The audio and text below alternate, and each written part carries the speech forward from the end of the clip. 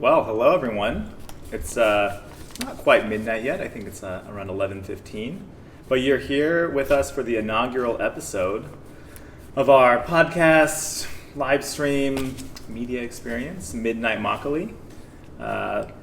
Basically, we're just going to kind of figure the show out as we go. We have a rough idea of what we want to do, but bear with us if we want to make some changes, move things around.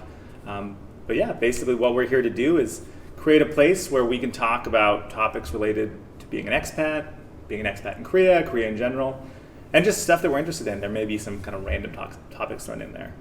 So we're going to get it started talking a bit about who we are. My name's Daniel. I'm going to kind of play the role for these first few episodes of the MC a bit, try to keep the conversation flowing and throw questions at my two friends over here, and I'll let them introduce themselves as well. Yeah, sure. My name's Lewis, from the UK, and been living in here now for nearly 10 years, so hopefully I'll be able to add a few little points. 10 years, the elder statesman. Yeah, have I been here the longest? I definitely think so. I've only been here 4 years. Down on the end here? I've been there for 7 years this year, 8 years. The baby. Look at that. I probably know the least though. Down on the end, that's Valentine. He has taken care of our IT, our audio video, so all of the cool things you see, the cuts, the camera angles, you have him to thank for that. Don't be offended if he doesn't say you're welcome. He's very kind, he's just not very warm. So we'll see if we can thaw him out. Yeah, still testing a few things out now. It's like, hope the sound is alright, and Valentin, they cannot hear me well, so apparently I get closer to... Who said that? Guillaume was saying that. Hi, Guillaume. All right, why don't we pull the mics in here? Just try to project a little bit. So before we get to the Makgeolli here, I know Lewis wants to have a drink. We'll just explain a little bit. So the concept here is, like I said, we want to talk about topics related to Korea. We're going to try to kind of throw it to a few topics an episode, talk through things. But every week, we're going to try to feature a Makgeolli from somewhere in Korea. So, Lewis, why don't you talk to us about what this week's drink is? First of all, let's be honest. Like, our main reason here is to get away from the wives, and one night every month. Erroneous on all counts. I'm not talking. I didn't say that. So, what did you ask about the Makgeolli? Yeah, why don't you tell us a little bit about this one? I actually don't know, because I thought the podcast was tomorrow, and that my only role was to prepare the Makgeolli. We're off to an auspicious start. I haven't had Makgeolli for many months, years, probably. Yeah. But when we were choosing the name, none of us are really a fan of soju. I don't think. We don't really plan on telling all of our secrets on here. So Makgeolli is a little bit low alcohol percentage. So it's something I used to love in Korea when I first came. I thought it was really a unique alcohol, and for someone who would never drink it, it's good. It's not like soju is you drink it to get drunk, basically, vodka or any other alcohol, but. So Makgeolli are actually pretty good, and I used to like it a lot. But it's like everything, you try too much, and then I couldn't drink it anymore for a few years. Made some bad decisions, had a little too much. Looking forward to it. And for those of you who don't know what Makgeolli is, so Makgeolli, I think the kind of best way to describe it is almost like rice milk. So it's basically a very light fermented alcohol that's made from rice. I would say it's like around 3.5%, 4%. I'm sure there's variations there, but it's a very low percentage. Very light carbonation that comes naturally from the fermentation. Right. It's like a little tangy, sparkling. Yeah, a little bit of that fermentation tang. Yeah. These days, in Korea, there's a lot more craft and boutique kind of Makgeolli places popping up. It's like the craft beer of Makgeolli. So. Yeah, absolutely. Well, why don't we all cheers here? Yeah, cheers. And in Korea we say konbae. Konbae. Who's the older one? I think you guys should look away from me. Have some respect. Well, you've been here the longest. I don't know if you're the oldest. Oh, really? No, I'm just kidding. With that hairline, you are definitely the oldest here. True. So before we dive into the first topic, I think it'd be good to just kind of talk about who we are. So the three of us have a few things in common. We're all foreign professionals here, so at this stage, you're not. Well, none of us are. We're all working in different professions, but I think you can kind of look at expats in Korea typically in kind of two categories. You have the majority of Western expats who teach, You have a lot of expats from Southeast Asia, other countries that work in various manufacturing, agriculture, and then we're kind of, I would say, a smaller minority in working in different kind of professional pursuits. So we all are foreign professionals. We're all married to Koreans, who we love very much, and we will never say negative things about. Lewis already broke the rule in the first 2 minutes. Is that real? I didn't know. Sorry. He's been in Korea 10 years, but he has a lot to learn. And we're all basically planning on being in Korea long term. So none of the 3 of us are transplants. We're not planning to go back soon. We're all laying down roots here. In Lewis's case, Valentine's case, been here for quite some time already. So those are things we have in common. Now, our differences are where we're from. So I'm from the US, as you can tell by how loud and obnoxious I am. I'm from the UK. Yeah, I'm from the neutral country, Switzerland. Yes. Hence the perpetual neutral expression on his face. I'm stressed now. It's the first time I'm trying all those things. So, he didn't leave me time to set up everything correctly because we all have such a busy life in Korea here that he has to go and already do some work tomorrow in the morning. So that's why I'm stressed. Couldn't test the sound very well. I hope video and audio is going okay now. Is it all right? I think so. You have done a Herculean effort to get us up and running so fast, and I appreciate it. Thank you. Difference is also how long we've been in Korea. We already covered that. So I'm coming on 4 years. Yeah, nearly decade. 10 decade. And I'm closer, 7 years. 7 years. And then the last thing that's a very stark difference, I would say, is we have, I think, a nice kind of downward slope starting from that end in our level of Korean we speak. So I would say Valentine is probably the most proficient. Yeah. Lewis is pretty solid, and then I'm bringing up the rear. I thought you were going to say height today when you said downward. we have You guys don't know, skills. he's actually a giant. Yeah. We have different skills also. Yeah. I think like my Korean is very different from his. He's studied some things that I know he knows some word that I have no idea. Really? I think you know more words than I do. Really? But I think I practice more at work, so I'm more fluent when I speak. But I think he definitely knows more words than I do. Yeah, when I used to work at a company before what I do now, definitely my Korean was a lot better. You're just naturally using it all the time. But now it's at the moment I have a bar in Korea, so I have to talk to Korean customers a lot. But the problem is it's usually the same things over and over again, so you don't really get a chance to actually discuss stuff. So what would you say your most commonly said phrase is? Not like hello or thanks for coming, but in the customer service space, what's the most commonly you say? Customers always ask me, "Where's the dog?" Because we have the dog sometimes comes. So where's the dog? They always ask me where you're from and general questions like that. So, but usually it's good because they the theme of our place is an English style antique cafe and bar. So most people who come are interested in the UK or something. So we often talk about things like that in the UK. Sense. They've often lived in the UK or something. So. Yeah. Valentine, in the professional environment, what is the thing you say most often? And it's not "I'm sorry," not "yes." Aside from those things, It's probably I'll try my best.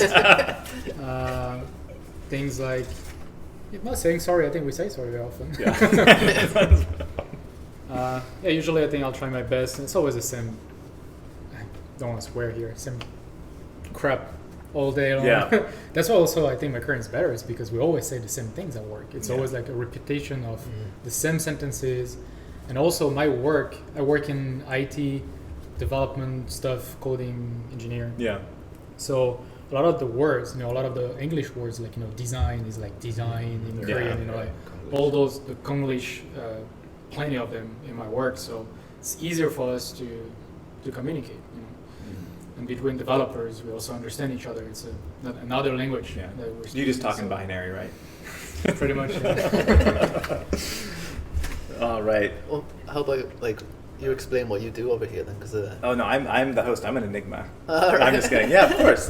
So it's kind of interesting. I speak definitely the least amount of Korean, and in part it's because I work remotely for a digital marketing company, and so I don't actually work really kind of in a Korean company. Technically, it is a Korean company, but I work primarily with teams in Singapore, Australia, other English-speaking places. So I don't have a ton of opportunity to practice Korean on a day-to-day. Although I know my wife's sitting at home right now thinking he does. He just doesn't do it because he's lazy. The thing I probably am the best at saying is telling my in-laws where my wife is, because they'll call and ask where she is, and I am pretty good at explaining when she'll be home. I think there's a difference with you and us also. I think you're the least shy about trying to speak Korean. I'm very shy about speaking Korean. So that's always like a stop to me practicing sometimes. I know you don't. I don't think you're very shy, are you? I don't really know, really. I just never think about it. Yeah. Just when I need to use it. Yeah, I work, use you it. don't have a choice. That's the thing. That's yeah. what I like the best is when you don't have a choice. When Yeah. someone Right. does not speak English at all, then Yeah. you don't have a choice. But if they do, I'm very shy about it. Yeah, it's harder when if they speak English really well, and then I don't know, like, and if suddenly the situation is where you're speaking in Korean, and like you Yeah. just feel pressure because you feel like you don't want to speak English because then you feel like it's rude because you're bringing up you're using your own language, but you know you can get the job done a lot quicker. Yeah. Yeah. No, that's a fair point, and I think that's just, I mean, most Americans, just fun science fact, we're biologically, we're born without shame, so we just have no problems just sounding like idiots. But I think my favorite, you're talking about like kind of the level Korean or English that Koreans you talk to speak.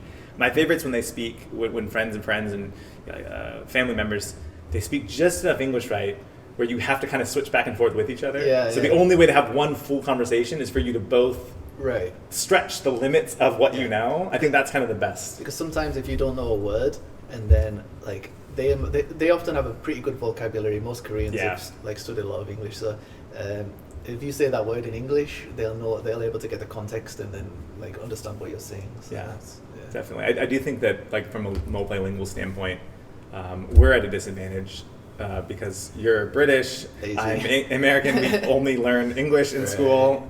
Valentine over here probably speaks 4 or 5 languages. Who knows? Free then. Yeah. Three. A little, but you probably understand more German than we do. Probably. Yeah.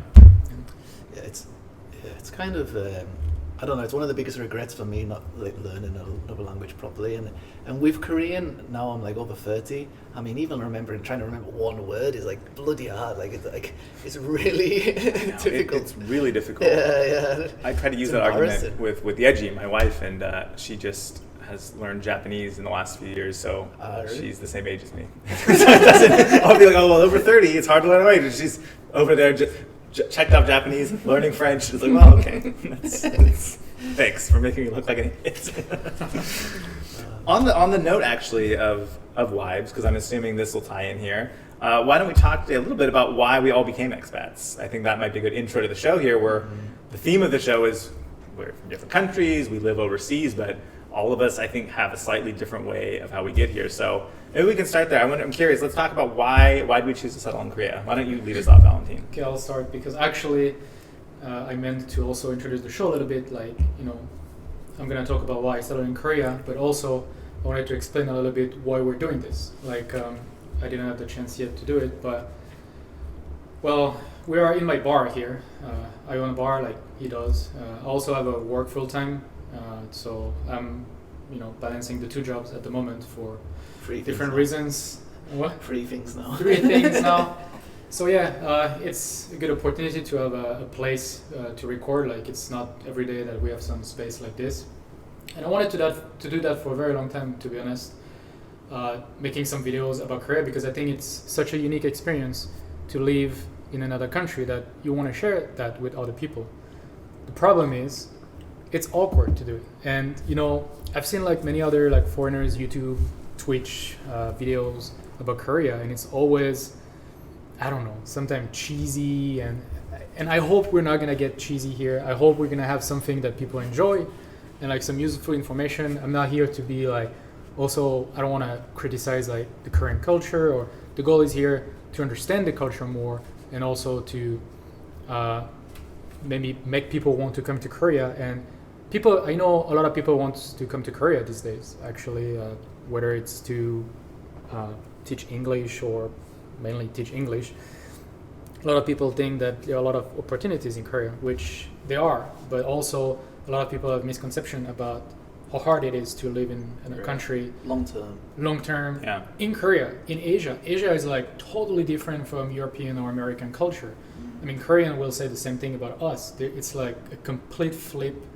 So yeah, I'm hoping to, say the truth about how we feel, but also without criticizing or like trying to find, you know, answers and guiding people to maybe come here, you know. So yeah, that's the main reason why I started this show.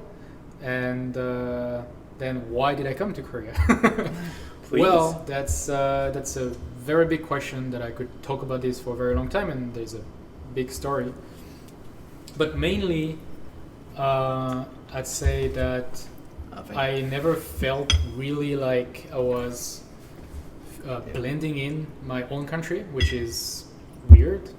Maybe some people feel the same in their respective countries. So I never felt like I belonged where I was. So I don't know if it's because of the country, because of my surroundings, you know, like my friends and family. I don't know. I don't want to blame my family or anything.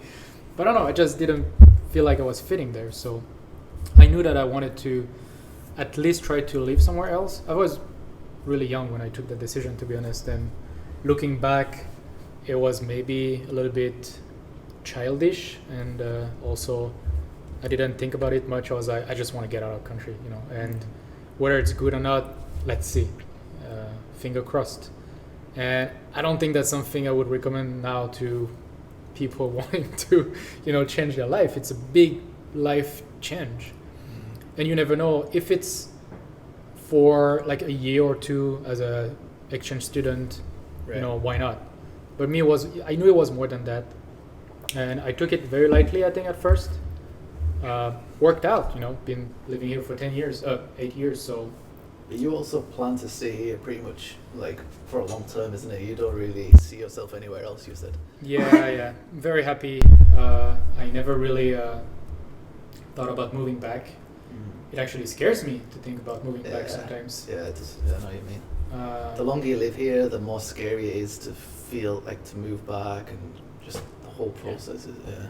There's a lot to talk about, you know, my decisions to come here, but in the end, it was not. I didn't choose Korea. I chose to leave Switzerland, and it turned out that I traveled in a few different countries, ended up in Korea, and liked it. So that's why I stayed in Korea, and then the rest is history. Again, many other things to say, but we'll probably cover those in further topics. So I guess I'll hand the mic how about to you, Lewis? How did you find yourself in Korea? Did you choose Korea, or did Korea choose you? Like, to begin with, like, I literally planned to just come here for like 1 or 2 years. I had a couple of friends living here at the time, so I thought, you know, like they were saying how good it is, and at the time, this is like 10 years ago, it was like cheap to live. You know, they just said the culture was amazing. So I thought, screw it, quit my job and came over here. And then like after like within the first year, I met my lovely wife, and yeah. So then you know, I think we'll all have the same situation. You have to choose, like when you like meet your wife, or like, you know, if you're in a multicultural relationship, you have to choose which place you're gonna live at. So True. It's like, where is going to be the most convenient, where is the safest, where is the best like prospects for jobs. And at the time we thought Korea, so yeah. And then it's a long process. I studied here for a couple of years, not Korean, but I did my master's here, and yeah, it's like I got a couple of jobs and stuff, so yeah, it's with a blink of an eye, like 10 years has passed, and you know, before I know it, probably be another 10 years. So, yeah, absolutely. That's pretty similar. I mean, for myself, I guess mine might have actually been the least clean of a break, in the sense of knowing I was coming to stay.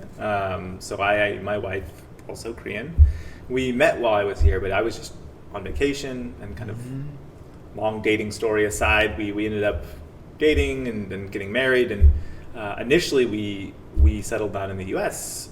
She was going to grad school, and I was working there. And it was kind of, I wouldn't say a whim that we decided to move to Korea. We had a similar conversation about, you know, she has a big family there. You know, my family's here, but not quite as big. Kind of talking about, you know, where does it make sense to settle.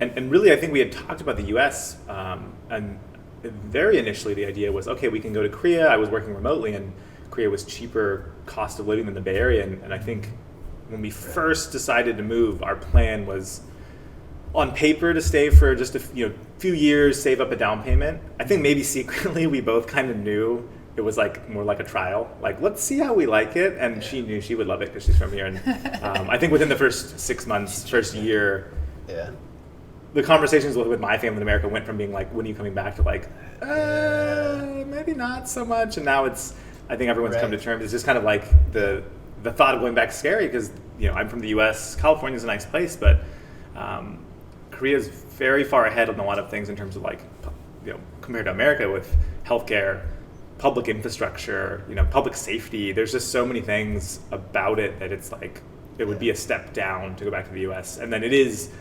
to your point about 10 years ago, it was, much cheaper. It's not, I think, nearly as affordable as it was, but compared to the Bay Area and California, it's so much more affordable. So we would have to look at, that. So I think we all kind of wanted maybe to try something a bit different than our own countries. Valentine, I think I had a little of what you did too. I didn't really feel like America was the right fit for me. There was just so much about kind of just every aspect of life where I just felt like, why is it this way? It could be better. Traveling in Europe, traveling in Asia, like those countries do it better.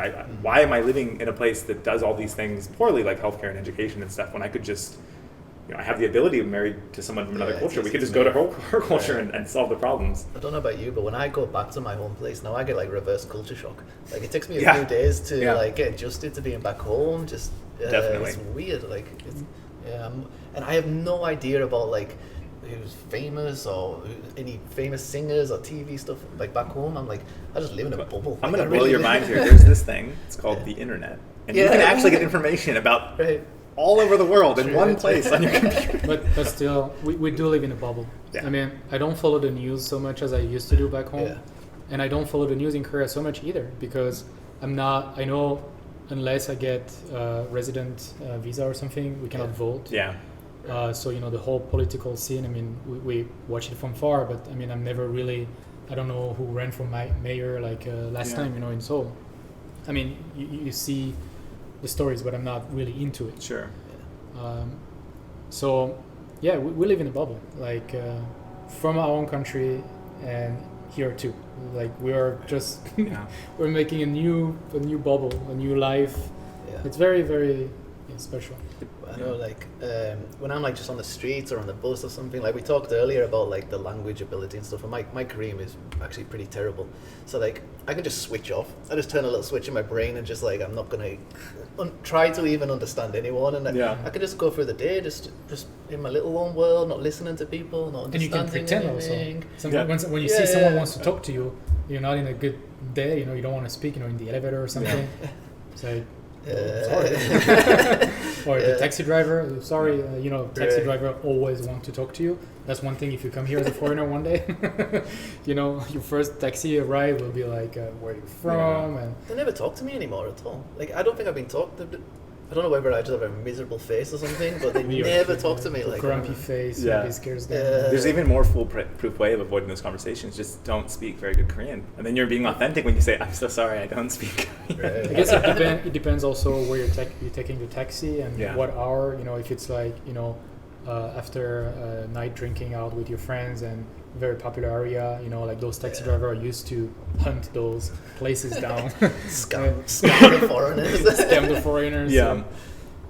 They might like to talk to you on the way back home. Yeah. So I'm curious for all of us, what was, when you knew you were coming to Korea and you kind of, that first initial trip here, what were the things when you knew you were going to move here you were like most excited for and most worried about? Pre-coming here, like when you actually didn't know what it was like here. I literally, at the time, like 10 years ago, Korea was just not even in the news. There was none of this K-pop or K-dramas and stuff really. I knew zero about the place. Well, the hater comments are going to come in. Korea wasn't anything 10 years ago. I barely knew what it was. Yeah, same. And so I just came from like my friend's recommendation. So I was like, I obviously looked online. They did have the internet back then, I looked up and it looked really cool, and I was like, read all the information. I was like, let's just give it a go. So that was a great thing. Yeah. Like when you don't. That's why I don't really like technology, because I enjoy just not knowing something. I rather get lost and not have to use a map, and so I enjoy just coming here and not knowing what to expect. Yeah.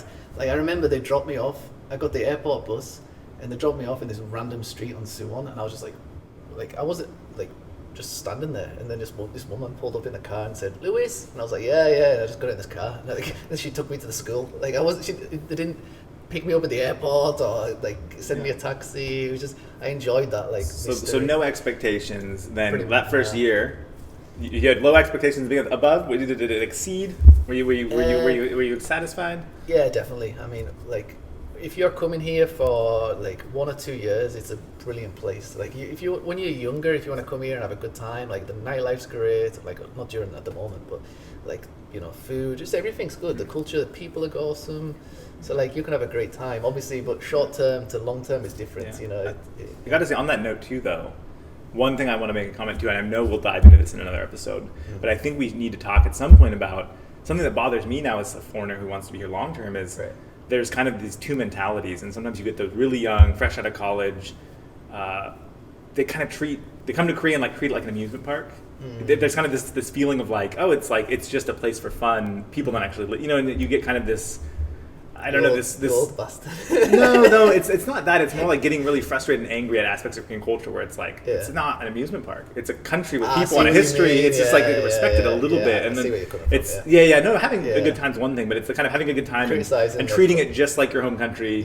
Hating everything that's not the same, and that kind of frustrates me. Where it's like, it's again, as a foreigner who wants to stay here long term, sometimes there's kind of that bad image where it's like, you're out late in Itaewon or Hongdae, and you're just like, just you see a group, it's like, just stop acting like that, just stop, it's not San Francisco, like stop, just try just the teeniest bit to adapt. Hope you don't see me in Itaewon. When's the last time you were in Itaewon?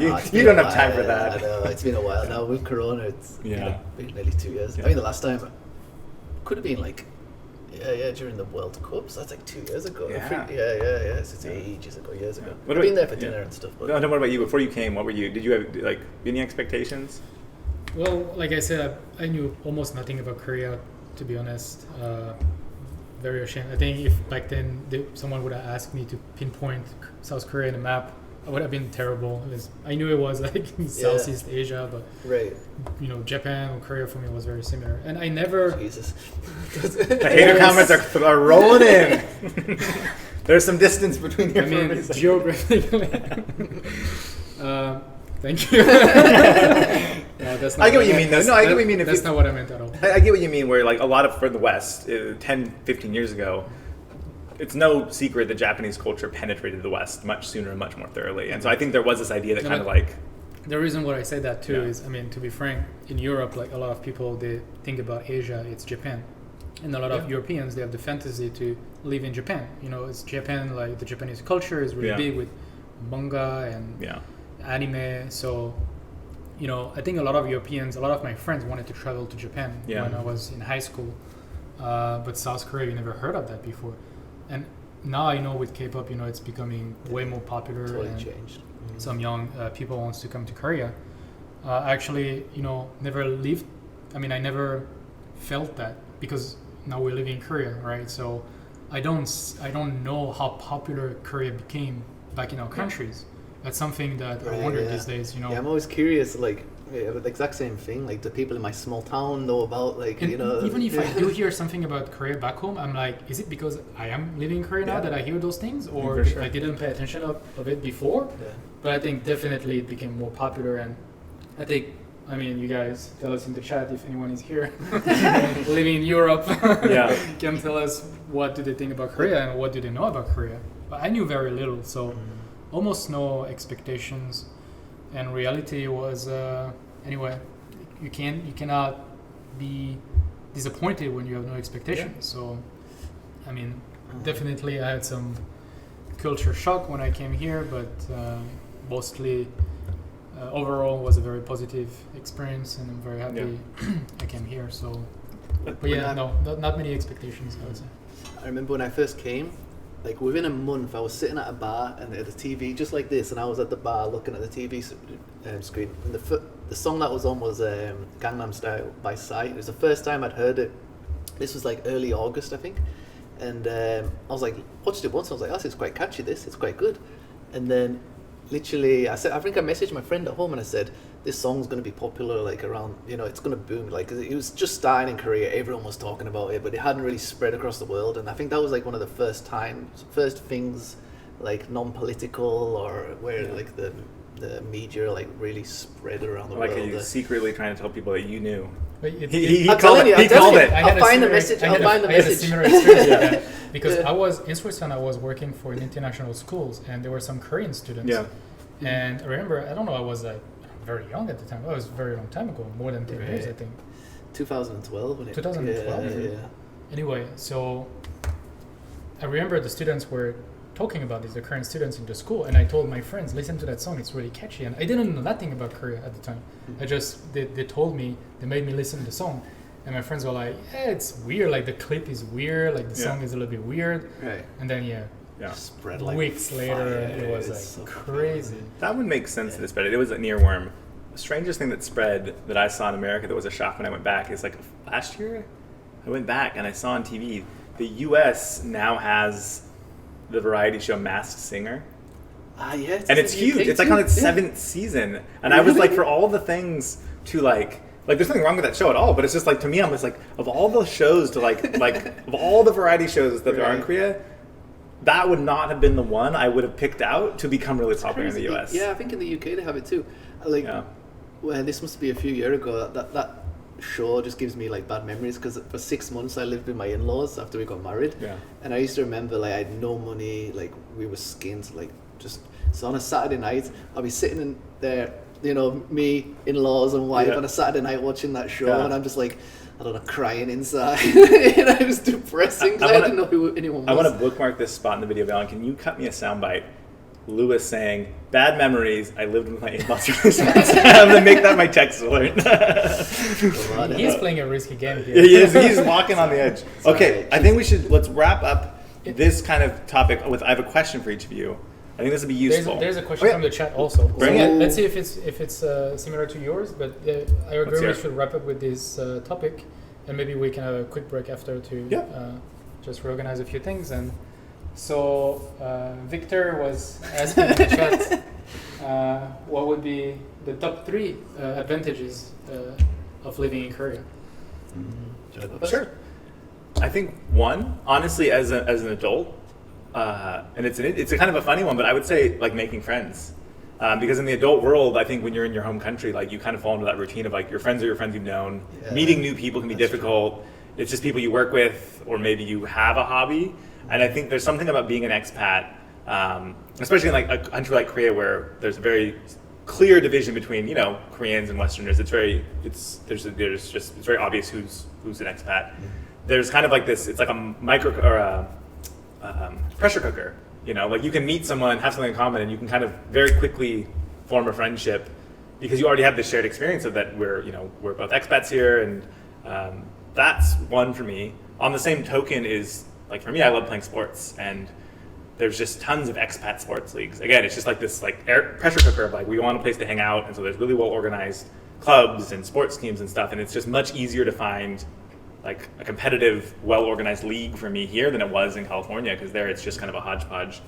And then the last one, for me, it's just travel. Like I come from the US, and in California, if you want to go on a weekend trip, your only options are really Canada, Mexico, or somewhere else in the US. Right.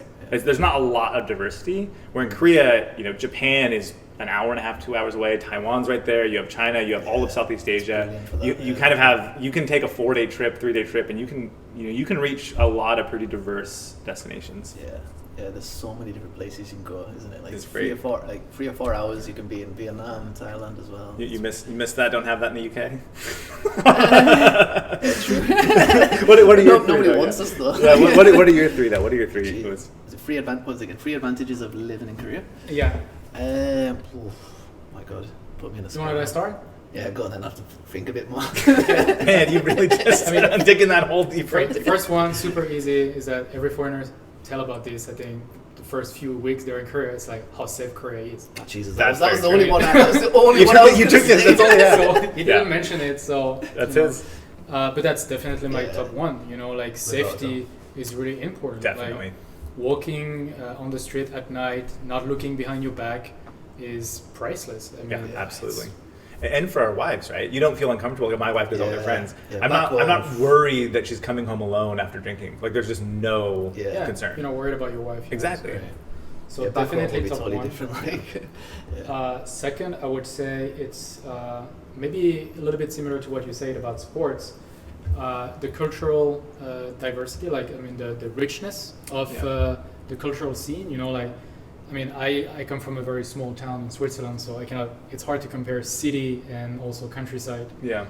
So Seoul is definitely a big city, but yeah, just to be able to go to theater, opera or watching concert for very cheap and very fast booking with phones and it's so fast in Korea. You don't know what to do. One day it's Friday night 8 p.m. At 8:30 you might be somewhere doing something.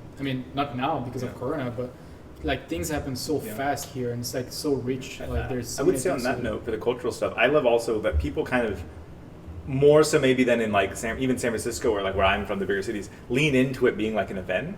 People dress up a little bit. They don't talk during, they kind of enjoy it. Where sometimes we've been to plays in San Francisco and some people they just treat it flip flops, don't care, on their phone or talking and they just kind of do whatever they want. And I think in Korea you get people who actually try to treat it like an outing and kind of treat it okay, we're going here to watch this play. Let's actually watch they do it. that in most of the world, do they not? It's just America. It's just America. Yeah. What's your third, Valentine? Third, I would say it's also cultural. It's the nightlife here. Just going out with your friends. That was another one I was going to say. Not only the nightlife is good, bar and restaurants and clubs, it's fun, but it's also, again, anytime. You can go out on a Tuesday night. Right. Back home on Tuesday, you say to your friends, you want to hang out? They say, I got to work tomorrow. Yeah. I'm tired. It's no fun. And anyway, everything is closed. Here, it's always so vibrant. The infrastructure, right? You have public transportation, easy to meet places. Everything's, there's a restaurant open till 6 a.m. somewhere every night of the week for sure. And nightlife is fun also because you're a foreigner also. We have a different also maybe experience than Koreans. I think people are always nice to us. In a few rare cases they might behave differently, but usually it's a good night. I think it's too fair to recognize too, for maybe if there's other expats listening, I think we recognize too that we have some inherent advantage or privilege being Western white men in terms of how we're treated. I know that some people talk about their experiences in the same, but I think, we can only speak to our experience, and it is generally positive when you go out. It definitely, people seem to be pretty, especially if you speak any Korean, they get so excited and happy. But again, 3 white guys talking here, so might be different experiences depending on where you're from. I know, there's a little bit, let's be honest, there's a little bit of racism in Korea too, or ignorance. We are privileged here, which is good and bad sometimes. And now for some real privilege, you get to go last. 3 unique things that we didn't talk about. Do you have some? If you don't, then we'll go on break. And We'll just make sure to... If you don't, just let us know what you think about the Makgeolli before we end that segment. I'll just kind of seal, connect them all together. I think it's, it all comes down to the people here. When you say, safety and the culture, just generally Koreans are, even though they're known for being... they get angry sometimes, they get stressed out, but generally, people are they're fun, they want to, they're laughing, right? Because, for example, this is at our bar, we're on the 4th floor, and every day at lunchtime, I always hear people coming up the stairs. It's usually, girls coming up, because we get a lot of our, mainly customers are women, and they're always laughing.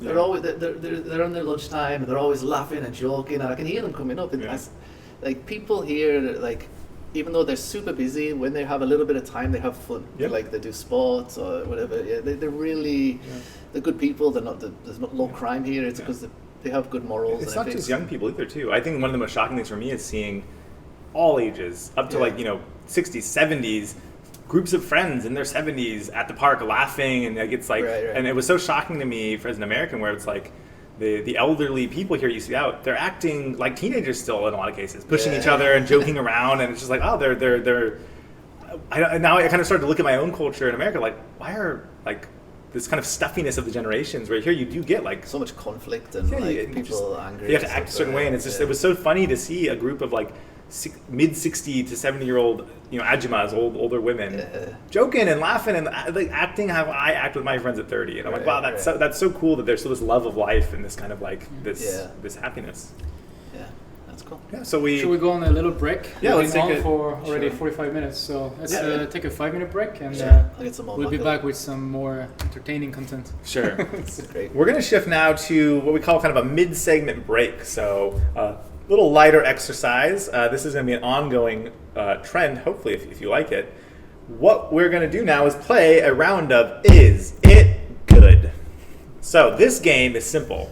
We have a category, and we're going to each take turns buying something from that category. We all try it, and then we vote. Is it good? So this week was my turn. The category was from the convenience store. And what we have before us to rate is a, what is it, rose tteokbokki chip. Oh. So Delicious. without further ado, let's open this up. Let's have a try, and now let's vote if it's good. I think it'll be good because usually tteokbokki is like really spicy. I think it'll be okay. Yeah, and I think there's going to be a point component here. I think there should maybe be like we'll just have to kind of decide how many points it's worth. If we decide it's good, as the buyer, I'll get a point. And maybe we'll throw a difficulty modifier in there. So if you go with something that everyone knows is good, I think that doesn't count. It has to be something where you honestly don't know whether it'll be good or not. Yeah, and because trying to think if it's just is it good, it's pretty easy to get the points. You could just bring in something really nice. So that's my point. If it's obvious that it's going to be good, there should be a difficulty modifier there. Yeah. I think this is maybe a baseline, right? Maybe this is a 1-pointer. This is like we don't know what it looks like. It should be good. It's pretty mild, isn't it? Like I think Alright, let's all take one. you started this off on a level playing. Let's all take one. For everyone who doesn't know, tteokbokki, it's a Korean. No, tteokbokki is a Korean street snack, and so what it is in real life, not the chip form, it's a rice cake shaped about like this, and that has a sauce on it that's made from a base of gochujang, which is pepper paste, and then a combination of other ingredients, and it's simmered for a long time. So this chip is basically trying to look like a tteokbokki, duck, the rice, with a sauce on it. And they're saying that it's like a cream tteokbokki, so we'll see how accurate this is. Let's all. Do you like tteokbokki normally? Yeah, I'm actually a big fan. I love tteokbokki actually. How about you guys? That's a good thing to know. Do we like tteokbokki normally? I really like it. How about you, Valentine? I do. Not like, sometimes I just eat it like in the middle of the day, like just plain tteokbokki. No, like that's not my jam, but sometimes with cheese and ramyeon, tteokbokki is like a mix of ramyeon and tteokbokki, like as a kind of side dish, not like the main 4 p.m. like snack that they sometimes order. No. Do you like sundae? Like the what's it, the Blood sausage. Yeah, blood sausage. Do you like that? Like dipping that in the sauce? Oh, they do that? Sundae, yeah. Sundae in tteokbokki? Sundae places are usually tteokbokki places. What a noise. How long have you been in Korea? Hold on, we're calling into your credentials in question. I know you like sundae. No, I'm not really a fan. It's like black pudding. I know, but it's not like it's so different. But you've never seen sundae at a tteokbokki? So everyone who knows, in my experience, tteokbokki shops where they sell the tteokbokki, they also sell this thing called sundae, which is it's basically a blood sausage, but they stuff the sausage casing with noodles. And then the blood, so it's like a blood sausage with noodles. That's actually not bad. It's the flat pieces, like like liver slices or something. So what Lewis is talking about is it's typically served with like organ meat, which I also am not a fan of. Right, that's really now dry. that you say it, I remember. It's just I don't go very often to those tteokbokki places, but I picture it. Yeah. Should we ASMR this? Yeah. Okay, let's all try it. Let's say, is it good? All right. Oh well. Let's put thumbs sideways. And on the count of 3, up or down. Maybe more time. Is there like a third option? Like Nope. Is it good? Binary. Oh, okay. 1, 2, 3. Hey. It's good? Good. It is good. I mean, I was really like almost, but I mean, it's neutral. I mean, I can eat it. It's good. It's not like the snack that I would go for next time I go to a convenience store. That's the one. But if it's on the table, I'll be like, yeah. Well, since really this like that is a Twitch / YouTube exercise, we can adapt these rules however we want. I think in the future, 2 thumbs up for great, 1 thumb up for fine, 1 thumb down for and then 2 thumbs down. That'll be the system. That's a 1 thumber. Yeah, that's a 1 thumber. I really liked it. That could be a 2 thumber for me. Like, Really? because come on, like, I find it really hard to find a nice Korean snack here. Like when I go This is to actually like, pretty good. That's true. That's true. For a Korean snack, Yeah. it's a 2 thumb. Yeah, exactly. So, and the reason why is a lot of times Korean snacks for Westerners, sorry, not Korean snacks for Westerners, Korean snacks, comma, for Westerners, they're too sweet. So a lot of times they're very, very sweet, and this one has a nice balance of sweet and Yeah, spicy. yeah. This is Spicy sweet too? and salty and a little bit spicy. Yeah. So That's nice. All right, Yeah. 1 point for me. I'm Great. surprised. Yeah. Seeing at the pictures, I wouldn't go for it if I see it in a convenience store. Yeah, I don't know what it That's is. not the one I would Yeah. go for. And hold on, let's make this thorough. That cost at the convenience store, Chan Obekwan, which is 1,500 won, roughly $1.25. I would say $1.30. 1.20 Swiss franc. Okay, moving on. So we're now going to move on to our next mid-segment game, and this one is called Little Known Facts. And so how this works is that each of us brings a little known fact. It can be about absolutely anything, complete discretion for what your fact is about. We'll share them, and then the other 2 people vote on whether it was a little known fact, and B, was it an interesting fact? And if both people vote yes, you get 2 points. 1 yes, 1 no, 1 point. 2 no's, 0 points. Okay. So, who should kick this up? I would like to go last. I think I have a fact that would be a nice bookend to this broadcast. So, Lewis, would you like to maybe not make the same mistake of waiting for last? Do you want to go first this time? Right. But I forgot it earlier. I researched it before we came, and then I wrote it down in my little book, and Yes. then I did bring my little book. So the problem is it's like a percentage, but I think it was this, so we'll just go with it. It might be. Let's hear it. Okay. Did you know that Korea produced 90% of the world's seaweed production? Okay. Did you search on Google like the top 10 facts about Korea? So actually, okay, for a scoring, why don't we do this? Why don't we do this, Valentine? We'll do 2 thumbs again. 1 thumb for little known, 1 thumb for interesting. But it gets better. Right? Because it's a compound fact. because I was interested in I was like seaweed, that's pretty cool, and then Said no one ever. all right, and then I read that. What was it? Yeah, algae and seaweed provide 70% of oxygen for the world. And oxygen. Only them 2 little plants. So there's all these trees around the world. But actually, the algae and seaweed plays a vital part in oxygen production. I would say that. I would use that one as your little known fact. Okay. Much better. Let's count that. Okay. Let's see. Okay, so So what? 2, 1. I would say 1 thumb for interesting, 1 thumb for little known. Okay. Okay, ready? All right. 1, No, this is 2, 3. Yeah. The second one, your first one was thank only you. going to get 1 for me. Thank The you. second fact was actually both little known and interesting. The first one was not as. You mean the first one, like they produce 90% of seaweed? No, I like the second one, the algae, the. Oh yeah, but I mean the first one. The For first me, one good. for me They're was good, they're good. interesting. Okay, so I'm going to. Yeah. Official scorekeeping here. I Let's wondered do. why that is, and I realized it's probably because only Korea and Japan actually eat seaweed in the world. I don't think seaweed gets eaten much anywhere else. Cue the angry so- comments from all the other countries who eat seaweed. I mean, in the end, it might be the national food. Then I mean, if like we say, like kimchi is the national vegetable from Korea, but it's actually produced also in China and it's used very Yeah. everywhere. But if they produce 90% of the seaweed, maybe that is the official Yeah. Korean food. I don't know. Right. Yeah, Maybe that's even more prob- popular than. I think so. And you just made me think of a question. If you go to a restaurant, like at restaurants, they'll say like where the ingredients are from. So they'll say like beef, American, like they'll say kimchi, and they'll say like kimchi, and then usually like they'll either say like China or made in Korea. If it's in, this is very I don't know, political, but if it says China, do you eat it? In Korea, you see that Yeah. in Korea? Yeah, I've never yeah. seen it. Really? Yeah. I've seen it at barbecue yeah, places. Yeah, Oh really? Yeah. yeah. Yeah, I mean, I when I don't. go to barbecue places, I'm already trying. So I don't see. Yeah, I mean, I anything. eat it. I think we definitely would prefer to. It has nothing to do with like Korea versus China. It's more just like we're living in a country, like support local. So I mean, Yeah. I would prefer to get a locally sourced one, but I'm not going to not go to a place Yeah. just because it has Chinese. Like Chinese make many good things, but for me, like I always find the kimchi from Yeah. it's like chemical. I don't know what it is. It's like a bright red and chemicals. So, I'm probably gonna get friggin' hated. I don't know why I started talking about it. In your head, you were like, I haven't pissed Chinese people off yet. Check. Yeah, exactly. Okay, moving on. Yeah, exactly. So, Bounty, let's hear your little known fact. Oh, mine.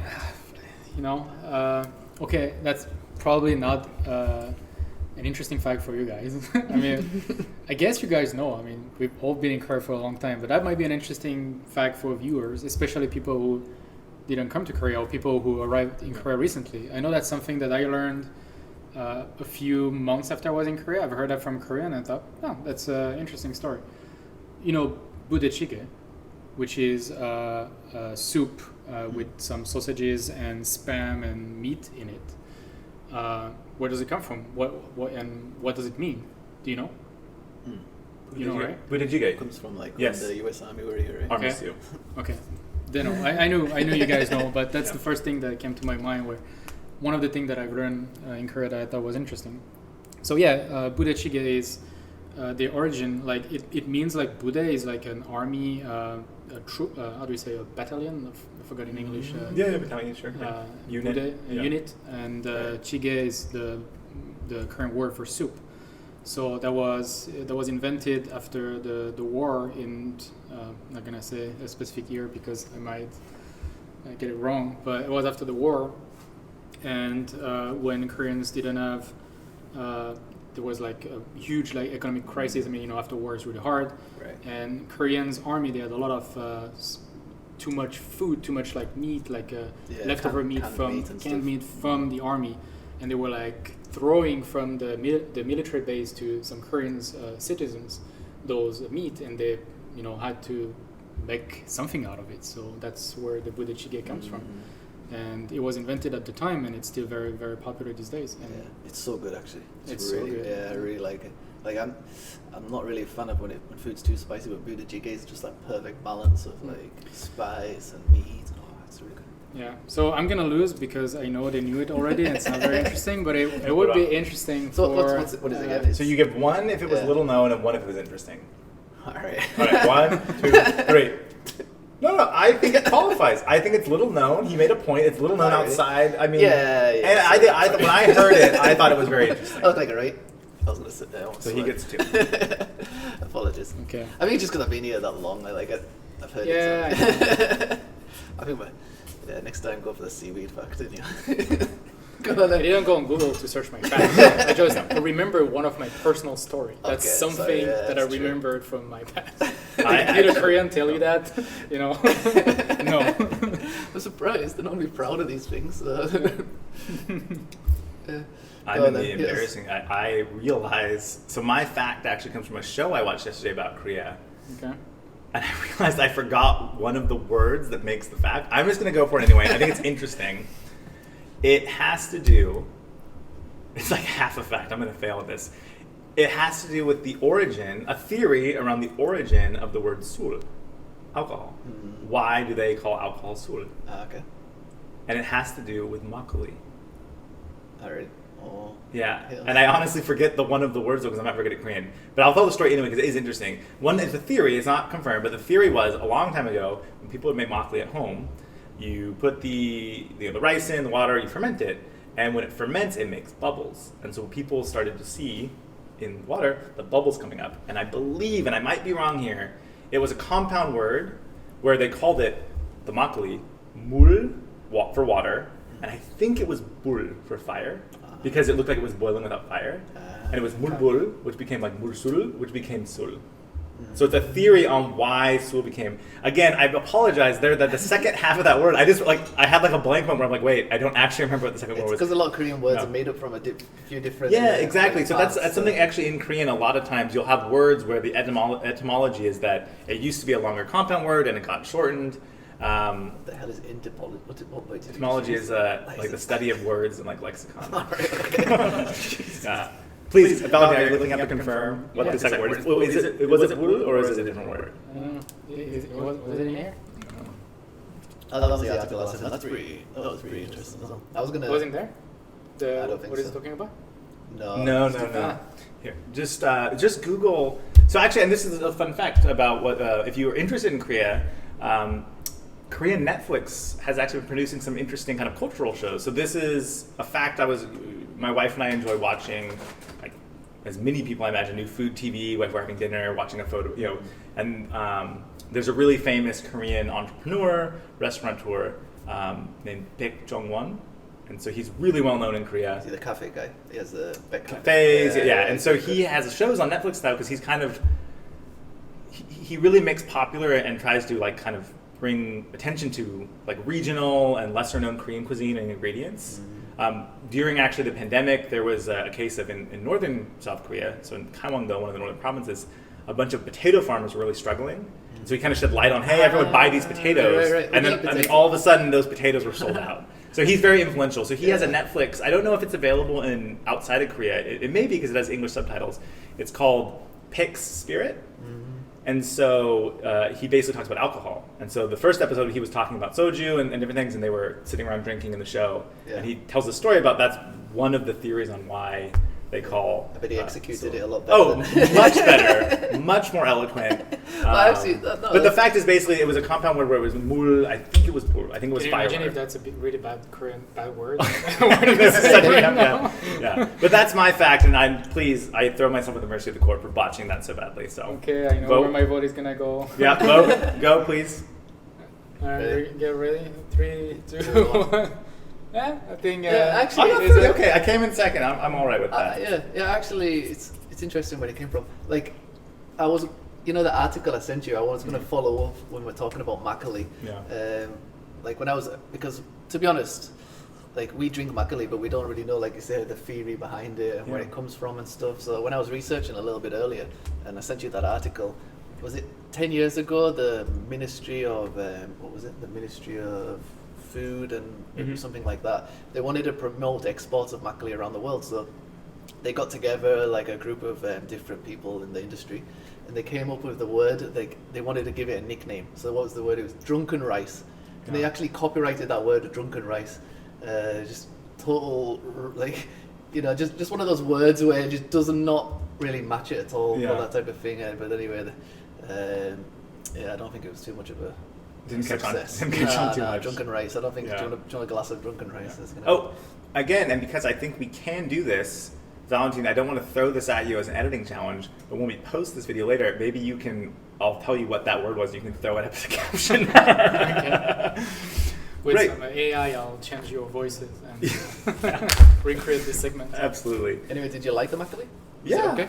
I don't like So I guess for people who aren't familiar, Makgeolli, it's not like beer where there's, I guess, to the untrained palate, some very, very clear distinctions in types. There definitely are different types, but I think the kind of mass-produced one to me is a bit lighter and a bit too tangy and too fermented. I liked this one. This was like a nice... Yeah. Yeah. How about you? Yeah, it was good. I need to try a few more bottles, like just to... Mock up the bottles. To compare. Different ones, I mean, to compare. What about you, Donnie? A little bit acid for me. Yeah, a little acidic. Acidic, but overall good. Yeah, nice. Yeah. So to wrap it up for today, because we are coming to an end here, why don't we, since our theme today was kind of talking about just generally being an expat in Korea, why don't we each go around and just share 2 things that we wish we'd known, or we wish we could go back in time and tell our younger selves. So maybe one thing just more general about being an expat. It doesn't have to be unique to Korea. So what's something you wish you just knew about living in a foreign country? And then maybe one thing that's unique to Korea. What's something you wish you knew before going to Korea about Korea specifically? Jeez, do you want to go first again? I'm going to start marking the amount of times he doesn't go first, like keeping score here of how many times Lewis the first. I'm going to regret it in 5 minutes, but it's easy to go first because it's easy to talk about those things because it's something we talk about it all the time. As foreigner living here, every time you meet new people in Korea, like foreigners, you'll talk about your experiences. Definitely. We always talk about this, so it's quite easy to go. I'll go, no problem. Let's do it. The wish I think I knew about Korea maybe was, how much social pressure there is, and like the relationship with families and money. Yeah. That's a huge topic. Money and family is a very a very big topic. And yeah, the thing is, I've traveled in other countries also, and all cultures are very different.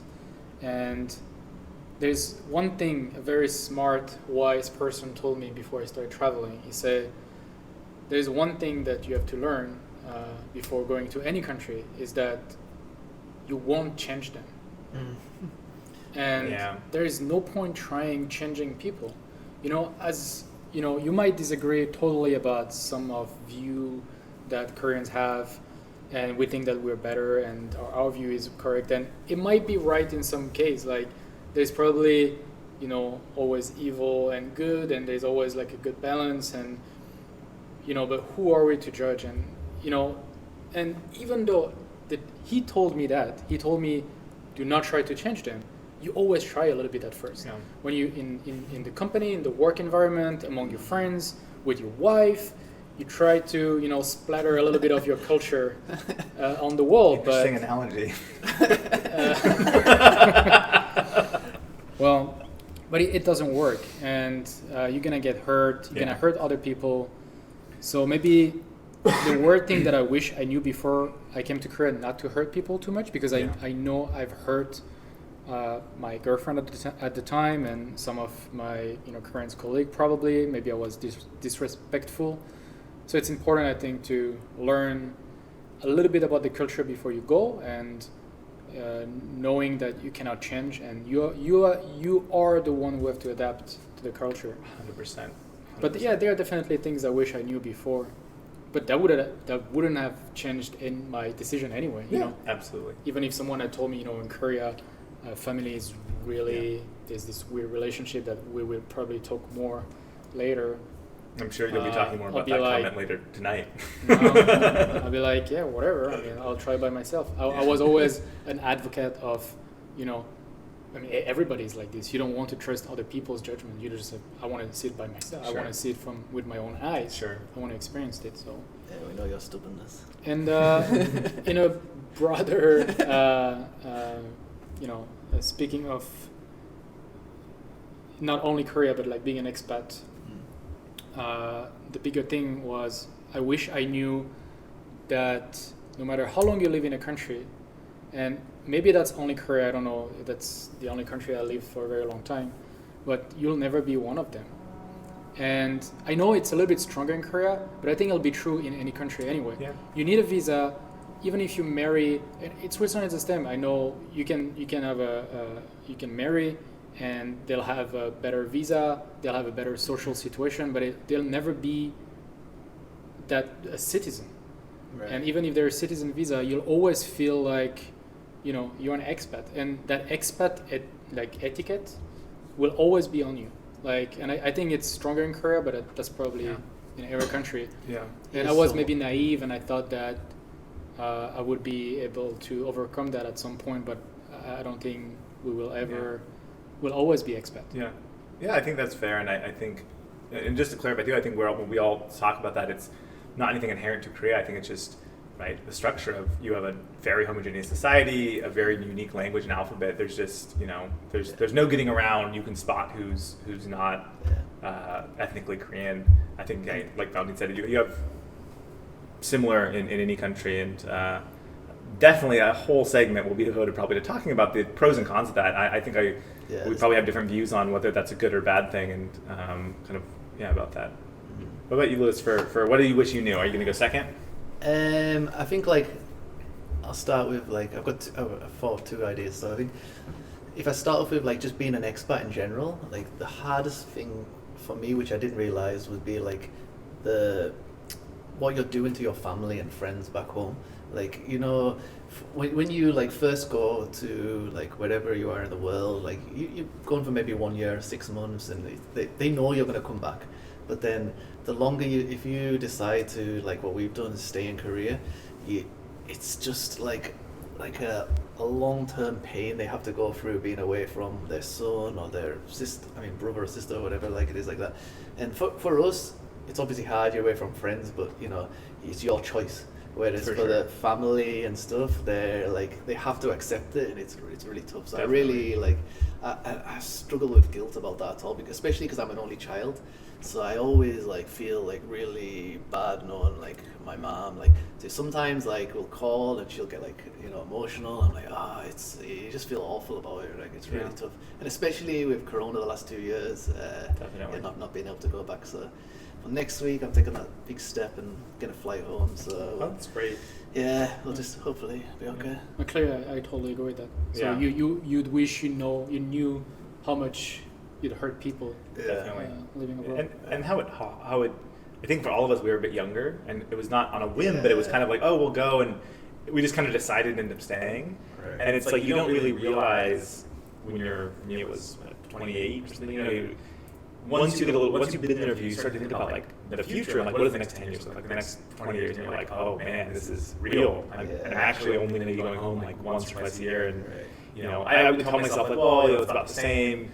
My family and I would see each other once a month when I lived in the U.S., or twice a month, and it's like when I go home, I stay for a month. That's 30 days, so it's more days in the end, but it's not. It's a totally different It's experience. the freedom of being able to just like get in the car and drive. Like it's the fact that you're like Korea is literally the other side of the world. Football for America, and we're a 10-hour flight pretty much football for all of us. So it's not easy. It's always them barriers. But luckily, now compared to I remember like 10 years ago there was Skype, but now it's so much easier to stay in touch. In England, right? We were in Myanmar on a little river in like the middle of nowhere, Myanmar, right? And I like FaceTimed my parents. And I was just like, it's just even Myanmar. But I think that the last point to add on to what you said is about. Also, I think people should think about really long term. So it's like you don't really think about your parents getting old. Or like when people start to pass away and stuff, and then it really comes down to like what would you do? You have to think about what if your parents got sick, or what if someone became had an accident. I think about that recently. You have to kind of start thinking about what am I going to do. Not for most people, it's not going to be if, it's when. When there comes a point where something happens, what do we do? So it is. I think a lot of times we don't think about those things before we move, and then you only start thinking later once. That's why I'm going. It's my grandma's 90th, so that's why I'm going back next week. I'm like, what, like, it's like, just, I've got to close the business and everything, but like, you can't compare it to like, what I mean? It's just one of those, you can't miss them type of things. So, and the one for like, what was the question again? What did I regret about Korea specifically? This is a more like very specific one. Before I came here, I didn't research anything about how to like adapt to living here. So I didn't look into anything about like how to set up a bank account or how to do anything like that. And at the time, there was not much information. So I landed in Korea on the Wednesday. By the Friday night, I lost my phone. So, so literally, and you'd think it's easy enough, just go and buy a new phone and a SIM card or whatever. But like, this is at the time, I needed my alien registration card to get a contract, and to get the alien registration card, it took like about a month. So for a month, I just didn't have a phone. So at the time, it was like literally getting a taxi everywhere. I was getting lost all the time. So I mean, so that's just one example. But I think definitely research and like plenty about like them type of like specific things. Definitely. Like usually you can get people, Koreans, like your co-workers will help you out and stuff. Yeah. So it's not. Thanks. I have a similar one actually for mine, and I will say, I'll recognize that I've, I guess, gotten kind of lucky in the sense that when I came over here, I was already married. My wife's been, very generous to help me with most of those things, and because I don't work at a Korean company, it's not that I have coworkers. Actually, she takes care of a lot of that. But I will agree. I will kind of say, if I had not come over already married to someone in Korea and had that support, 100%. Little nuances like that for a lot of the online payments you have to use Internet Explorer. Which is a little thing where if you have only Mac stuff, it actually could be an issue. Like right. There's a lot of little nuances about there's no Amazon. There are definitely Korean online shopping is a huge thing. You can find great deals, but it's not easy to navigate that system in Korean if you don't speak it. It's so those little things, you can't just say I want to have something in 2 days like in the US or maybe UK. I'm going to go to the big super user friendly site, find the product, order it. It's a very complicated process if you don't speak Korean to get things ordered online. We should have a segment of the show, like sometimes like teaching how to We have the whiteboard right here. Yeah. open a bank account in Korea, get a phone number, like all those things that even like for people who haven't visited Korea yet, or people who are been established in Korea for a long time, there are things like I was thinking about this the other day, like the driving rules in Korea. They're very different from our country, and we don't learn them. We just get our driver license and go for it. Yep. I'm still like struggling sometimes. Like, am I supposed to go? Or do you turn right on the red, or does it? Yeah. Don't worry, they don't know as well. So. Anyway, no, I think that could be a whole episode actually talking about Korean driving. And one other thing too is that it's things that some people who are new to Korea will see as a disadvantage or like just an annoyance. But there's actually a really good reason. So one of those is, phone numbers here are used to verify identity, and they're used for everything. And if you don't really embrace that system, you just get so annoyed that everything asks for like a verified Korean phone number and stuff, and it just seems so annoying. Right. But then during COVID, right, with like checking into places and contact tracing and vaccine verification, it all of a sudden becomes really easy because your Kakao Messenger, which is like WhatsApp in Korea, that's ID verified. So all you have to do is scan that. You don't need a special government app. So it's kind of, I think some people don't embrace the why. Like, well, why does your phone number have to be tied to your ID? It's because it makes it just so much easier to do a lot of really cool things with technology because you already have ID verified. So that would be my Korean one. I think my general expat one is looking into what products are generally available and not available. It's gotten in Korea a lot better, I'd say, in the last few years. But if you're from the West, for example, I love cheese, and I know they do as well. It's only been in the last few years that you've started to get reasonably priced variety at normal stores, and it's still not anywhere near what we expect in our home countries. And I'm also very sweaty. You'll learn that when we start shooting in summer. And I was shocked when I came to Korea because I just brought a deodorant stick. Figured I'll buy more when I need it, and it was like fall going into winter. But people like me who sweat a lot sweat in the winter. And I asked my wife. This was maybe 7 years ago when we were first in Korea visiting, and I said, "Oh, can we get a deodorant?" And I found out it's a seasonal product here because Koreans, it's actually a scientific thing. They have one of the least active sweat glands. They just don't, and their sweat doesn't produce odor like it's a genetic thing.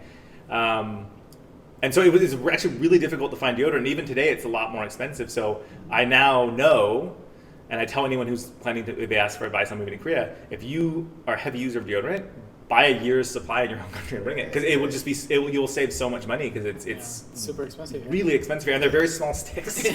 Last you a week. It's crazy. So I would just say look into if you have certain things, don't expect, and this is I think a lot of people make the mistake of, they expect everyone in the world has Amazon and their Amazon has all the same products in my country. It's just not the case. If one day in the future we can choose upgrades to a body that's getting rid of perspiration. They have it. you just Botox the armpits. Yeah. Apparently, I've thought about it, but I'm just scared that I'm going to get... No, it's the thing. You Botox your armpits and it doesn't into the sweat glands. Oh, really? Oh, yeah. Interesting. You're going to really... No, and when I say I've thought about it, it's because I've actually looked this up. I'm pretty sure I have a mild case of hyperhidrosis. It's when you have excessive sweating. Oh, yeah. So... Fun fact about me. Little known facts. That's my little known facts. Well, I think that's a great place maybe to wrap it for today. Sure. Yeah, what time am I on? It's after midnight anyways. Yeah, it's midnight Makgeolli, so we respected our time frame. We did. Anyway, thanks for the 3 people who stayed up to watch us. And I'm glad, it was a good test tonight for audio and video. It'll definitely get better over time. Yeah. We're still, learning and getting used to Lewis things. will stop offending so many nationalities. That was my best tonight, I think. Tune in next time for worse. Yeah. But yeah, agreed. Thanks everyone for watching, and look forward to hopefully seeing you again soon. Yeah, thanks guys. Yeah, thank you.